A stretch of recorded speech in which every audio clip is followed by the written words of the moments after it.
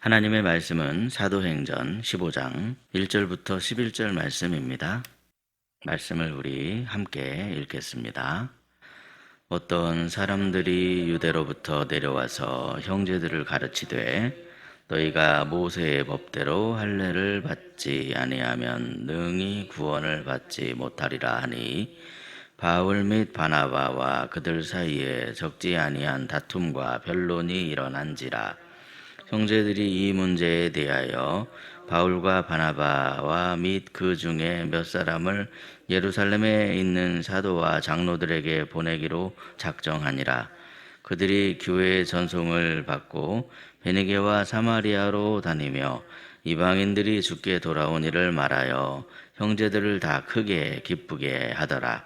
예루살렘에 이르러 교회와 사도와 장로들에게 영접을 받고 하나님이 자기들과 함께 계셔 행하신 모든 일을 말하매 바리새파 중에 어떤 믿는 사람들이 일어나 말하되 이방인에게 할례를 행하고 모세의 율법을 지키라 명하는 것이 마땅하다 하니라.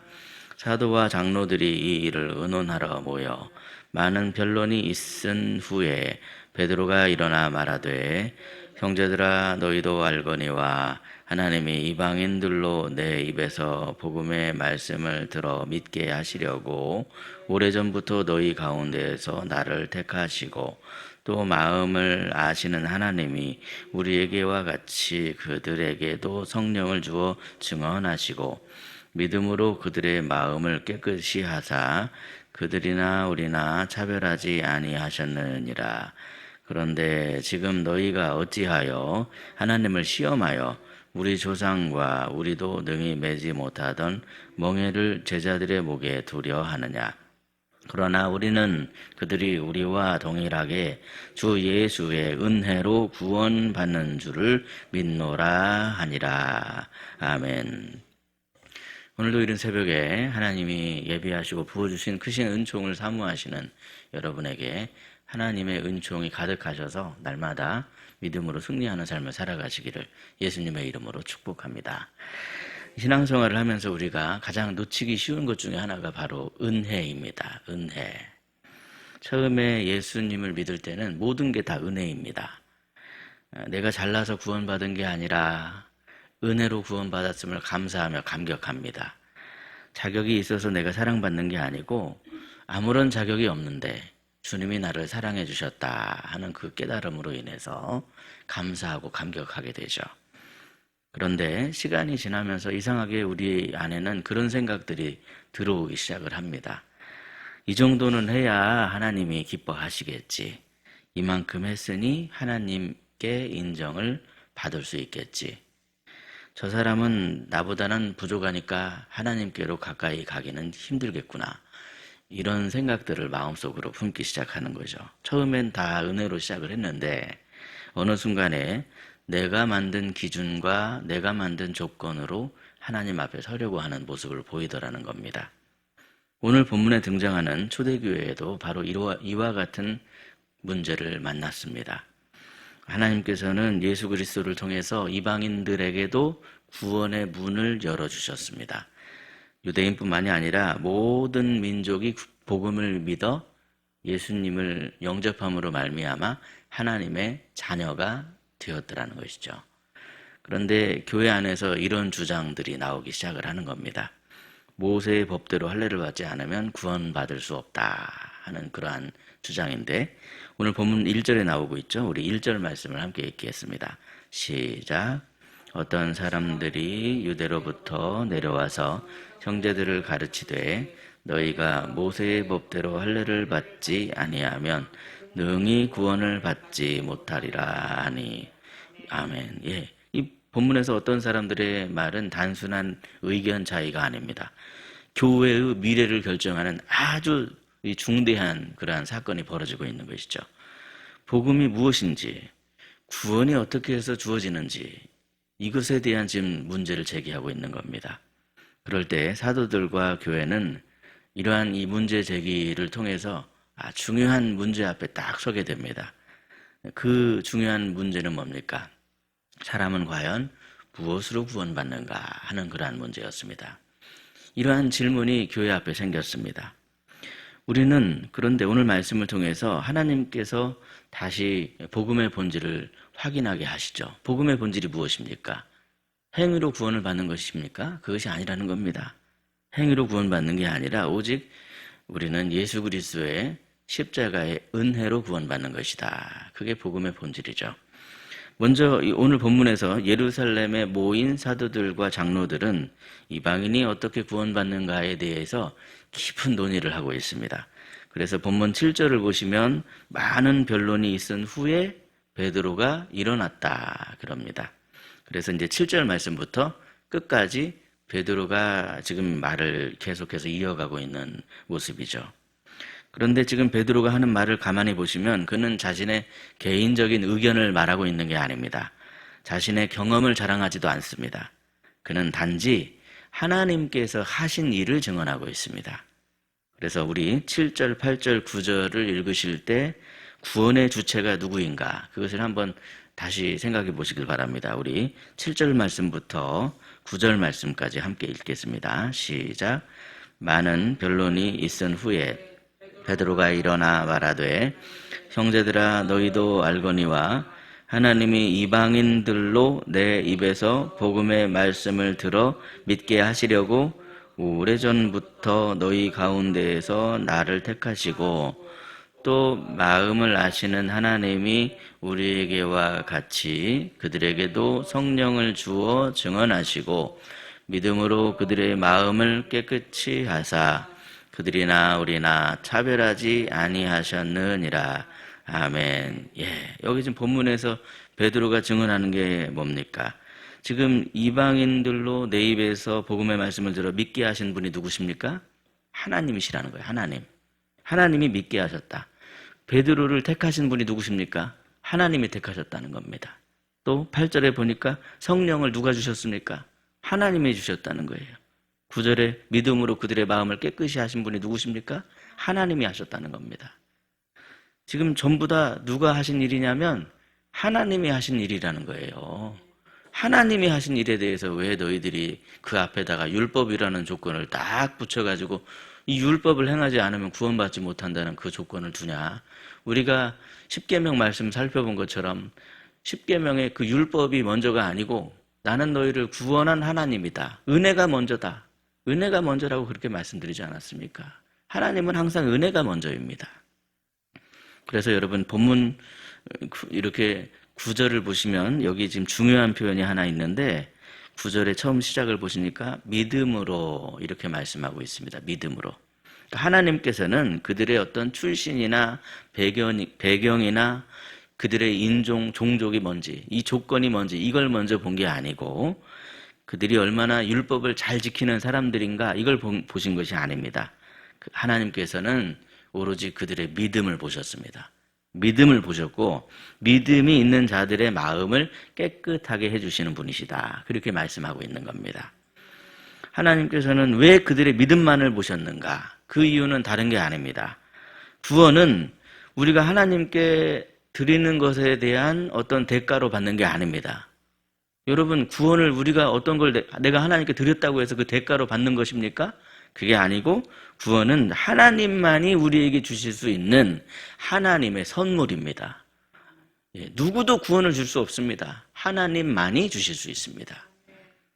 그러므로 우리가 하나님 앞에서 내세울 수 있는 것은 하나도 없습니다. 우리는 율법조차도 하나님 앞에 내세울 수 없습니다.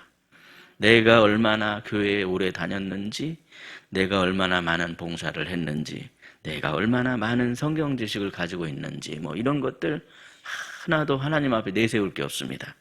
오직 예수 그리스도의 십자가와 부활만이 구원의 유일한 조건임을 믿으시길 바랍니다. 우리는 은혜로 시작한 사람들입니다. 그렇다면 우리는 어떻게 살아가야 되는가? 은혜로 살아가야 됩니다. 오늘도 주님이 우리에게 주시는 은혜로 살아갑니다. 그러므로 내가 처음엔 주님 저는 아무것도 아닙니다. 그렇게 시작을 했는데 시간이 지나면서 주님 제가 이 정도 했습니다. 혹시 이런 마음의 모습이 있지는 않은가? 그걸 우리가 점검해야 됩니다. 성숙한 믿음이라고 하는 것은 내가 막 더 대단한 사람이 되는 걸 말하는 게 아닙니다. 오히려 내가 얼마나 큰 은혜를 받았는가 이것을 더 많이 깨닫는 것이 바로 성숙한 믿음입니다. 성숙한 믿음으로 더 크신 그 하나님의 은혜를 발견하고 감사하심으로 말미암아 더욱 큰 은혜를 받으시고 누리시는 하나님께 영광을 돌리는 저와 여러분 되시기를 예수님의 이름으로 축복합니다. 그런데 둘째로, 그렇다면 베드로는 율법을 무시하고 있는 겁니까? 그러진 않습니다. 베드로가 율법을 무시하는 건 아니죠. 하지만 베드로는 만일 우리가 율법으로 구원받으려 하면 어떤 일이 일어나는가를 증언하고 있습니다. 만약에 우리가 율법으로 구원받으려 하면 어떤 일이 일어나는가? 그게 이제 본문 10절 말씀인데요. 10절에 보니까 베드로가 이렇게 증언하죠. 그런데 지금 너희가 어찌하여 하나님을 시험하여 우리 조상과 우리도 능히 매지 못하던 멍에를 제자들의 목에 두렸느냐 그랬습니다. 베드로는 지금 바리새파 사람들이 구원의 조건으로 삼으려 했던 그 율법을 멍에라고 표현하고 있습니다. 왜 그렇게 표현합니까? 하나님께서 주신 그 기준을 인간이 자기 의를 세우는 그러한 조건으로 삼을 때 그것이 사람을 구원하기는커녕 오히려 막 누르는 멍에가 될 뿐이다. 이렇게 지금 이야기하고 있죠. 복음은 죄짐을 지고 있던 사람들에게 새로운 무거운 짐을 더 지워주는 게 아닙니다. 복음은 우리가 지고 있던 죄짐을 오히려 주님 십자가 앞에 내려놓는 것을 의미합니다. 수고하고 무거운 짐진 자들아 다 내게로 오라. 우리 예수님께서 그렇게 말씀하셨습니다. 주님은 짐을 지고 있던 우리에게 더 무거운 짐을 지워주시려고 오신 분이 아니십니다.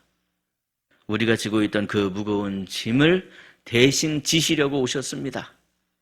하지만 여러분, 우리는 어떻습니까? 때로는 우리는 주님이 벗겨주신 그 죄짐을 도로 십자가 앞에 가서 찾아가는 그런 경우가 있습니다. 이미 용서해 주셨는데 여전히 이 죄책감의 어둠에 눌려버리는 거예요. 그 어둠 속을 헤매고 있는 겁니다. 이미 사랑하시는데도 계속해서 집착을 합니다. 집착할 필요가 없습니다, 여러분. 이미 은혜 안에 있는데도 끊임없이 행위로 내가 인정받는 것처럼, 구원의 조건이 행위인 것처럼 그렇게 행동을 합니다. 하지만 주님은 십자가 앞에 딱 멈춰라. 내 앞으로 와라. 내 앞으로 지금 부르시는 겁니다, 주님이. 십자가 앞에 멈추고 다 내려놔야지. 계속 왜 그걸 짊어지고 살아가려고 하느냐. 신앙생활은 그렇게 하는 것이 아니다. 이렇게 말씀하는 거죠. 하나님 앞에 내가 구원받으려고 노력하는 삶이 신앙생활이 아닙니다. 신앙생활이라고 하는 것은 이미 구원 안에 있고 이미 사랑 안에 있음을 내가 믿을 때 능력 주시는 자 안에서 내가 모든 것을 할 수 있다고 고백하는 것입니다. 내 사랑이 아니고 내 능력이 아니기 때문에 나는 나를 자랑할 필요도 없습니다. 그러니 여러분, 우리는 이 사실을 잊어버리면 때로는 신앙생활이 짐이 되기도 한다는 거예요. 주님은 그러지 말라는 겁니다. 이미 우리는 주님의 사랑 안에 있다. 그 사실을 믿으시고 하나님의 은혜 안에 더욱 거하심으로 말미암아 좌로나 우로나 치우침이 없는 저와 여러분이 되시기를 예수님의 이름으로 축복합니다. 끝으로 본문은 우리에게 이 복음이라고 하는 것이 은혜이다. 그래서 차별을 다 넘어선다 하는 것을 우리에게 말씀합니다. 본문 9절을 보면 베드로는 하나님께서 유대인과 이방인을 차별하지 않으신다는 사실을 증언하고 있죠. 당시에 유대인에게 있어서 이방인은 한마디로 말해서 받아들일 수 없는 사람들, 그게 바로 이방인입니다. 이방인은 유대인과 문화도 다르고 생활 방식도 다르고 종교적인 배경도 다 다르죠. 그러나 하나님께서는 이렇게 전혀 다른 두 부류를 무엇으로 하나 되게 하셨냐? 예수 그리스도의 십자가로 하나 되게 하셨습니다. 그러니까 하나님의 자녀는 유대인이라서 하나님의 자녀가 아니라는 겁니다. 하나님이 약속하신 예수님을 그리스도로 믿으면, 그러면 하나님께서 자녀 삼아 주신다. 이렇게 말씀하시는 겁니다. 하나님께서 자녀 삼아 주시는 것은 유대인이라서가 아니라 누구나 예수 그리스도를 영접하면 하나님의 자녀가 되는 줄로 믿습니다. 하나님의 자녀가 되는데 우리의 어떤 노력이나 행위가 필요한 것이 아니라 하나님이 약속하신 말씀만 믿으면 되더라는 거예요. 말씀이신 예수 그리스도만 영접하면 됩니다. 왜냐하면 예수님의 십자가는 모든 사람을 향하고 있는 하나님의 사랑이기 때문에 그렇습니다. 누구 하나 일부만 위해서 십자가를 지신 게 아니고 모든 사람을 향하고 있는 하나님의 사랑입니다. 우리의 기준은 하나님이 약속하신 예수 그리스도 한 분밖에 없습니다. 우리가 기준 삼아야 될 분은 누구밖에 없습니까? 예수님 한 분. 오직 예수님. 그래서 여러분, 교회는 세상의 기준으로 사람을 나누는 곳이 아닙니다. 교회는 누가 더 좋은 배경을 가졌는가, 누가 더 많이 배웠는가, 누가 더 많이 오래 믿었는가, 이걸 보는 곳이 아닙니다. 교회는 예수 그리스도를 믿는 우리 모두가 같은 자리에서 하나님을 예배합니다. 예수 그리스도를 믿는 우리 모두가 하나님 아버지께서 부어주시는 풍성한 은혜를 누립니다. 십자가 앞에 서는 사람은 누구나 내가 죄인입니다. 그것을 인정해야만 합니다. 그리고 그럴 때 우리는 십자가 안에서 모두 하나님의 자녀입니다. 그러므로 십자가의 은혜 안에서 우리는 함부로 누구를 정죄할 수 없습니다. 이방인은 죄인이야, 이렇게 정죄하는 게 안 된다는 거예요. 십자가 앞에는 누구나 죄인입니다. 다 똑같습니다. 나조차도 십자가의 은혜로 구원을 받았는데 내가 누가 어떤 내 기준을 가지고 누구를 나눕니까? 나눌 수가 없다는 거예요. 오늘 본문은 이 초대교회의 아주 중요한 결정사항을 보여줍니다. 그들은 그냥 모여서 우리 원래 했던 대로 전통대로 하자, 전통을 선택할 수도 있었습니다. 사람의 기준이 이것이니까, 우리의 기준이 이것이니까 이걸 붙잡자, 이렇게 결정할 수도 있었습니다. 그러나 결국 그들이 붙든 것은 모든 게 다 예수 그리스도의 은혜입니다. 예수님만이 은혜입니다. 이것을 붙들었습니다, 여러분. 그래서 우리가 마지막으로 11절 말씀을 함께 읽고 설교를 마치려고 합니다. 우리 11절 말씀 함께 읽겠습니다. 시작. 그러나 우리는 그들이 우리와 동일하게 주 예수의 은혜로 구원받는 줄을 믿노라. 아멘. 예, 오늘 이 베드로의 마지막 고백이 바로 저와 여러분의 고백이 되길 바랍니다. 우리는 이 은혜로 구원받았습니다. 그러므로 오늘도 십자가의 은혜로 살아갈 때 내가 받은 은혜를 기억하며 주님이 주시는 사랑과 그 주님이 주시는 능력으로 우리도 다른 사람을 품을 수 있게 되기를 바랍니다. 내가 십자가 앞에 내려놓은 그 짐을 도로 짊어지지 마시기 바랍니다.